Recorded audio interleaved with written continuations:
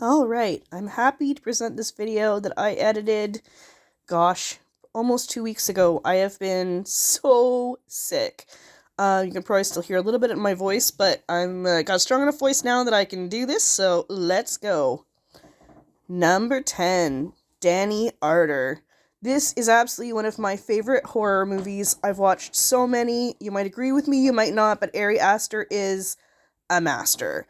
And Danny Arter, I found in Midsummer to be absolutely just iconic. She was strong, she was damaged, she was just everything you could want. I loved this character, I love this movie. It is balls to the wall crazy, but it's also completely and totally awesome. So, for those reasons, Danny Arter gets my number 10.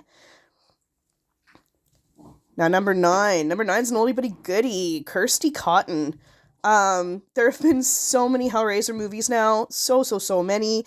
And I just gotta go back to the classic. I mean, you can't beat Kirsty. She was smart. She was edgy. She literally talked her way out of the Cenobite's grasp. I think she's been in...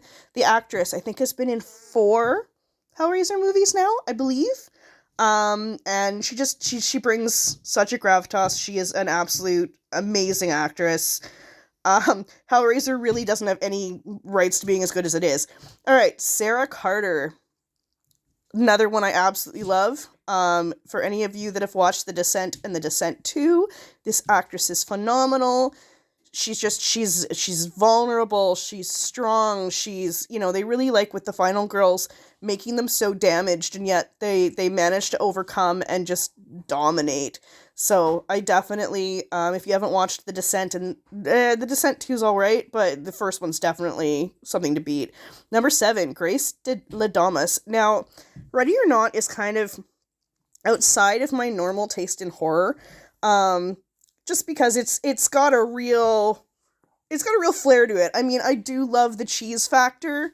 I really do, and they bring it to this with full gusto. The actors just they just give her, right? Like, for such a silly premise, they committed. I will say that, and it is a fun watch. All right. We are coming up to number 6. Did I miss somebody? Did I edit this wrong? I don't feel like we're that far in already, but maybe we are. The luscious Sidney Prescott. Now, to anyone who's watched horror movies, I mean, the Scream movies are... you just can't not watch them. They're classic. I was coming of age when they came out. I think I went to see Scream 2 in the theater when I was 17, and it's just that the franchise is still running. There's still new movies, there's TV shows, there's everything, and Neve Campbell really has made the character just such a profound one in the horror space. Number 5, Sally Hardesty. Now, this is an old one. I don't know how many of you have watched the original Texas Chainsaw Massacre. She did a bit part, I think it just showed the picture in a more recent one, as the character is a grown-up. But, I mean, she's OG. She really is. I mean, this is when the Scream Queens were really just coming into their form. And she brings it. I mean, how many people have talked down a group of crazy cannibals? Number 4, Aaron Harson. This one isn't necessarily a name a lot of people will know, just off the top, but it is the amazing survivalist heroine of You're Next. Another one, if you haven't seen it, it's got, it does have a bit of the camp factor, but it really does keep you on your toes. It's actually a really good one to put, into a collection with other kind of survivalist who makes it out to the end type films, but it's a bit more clever than your typical add to the franchise. Jennifer Hills. Another, I mainly featured on the actress in the newer set of movies, but of course the original is from the 1970s. I Spit on Your Grave is definitely one of those ones that it is the story of the final girl that comes back and just dominates the men that... There's the original.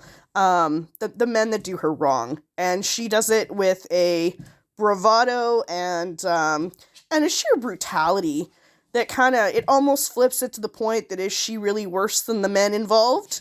And I think that's the question they want you to ask.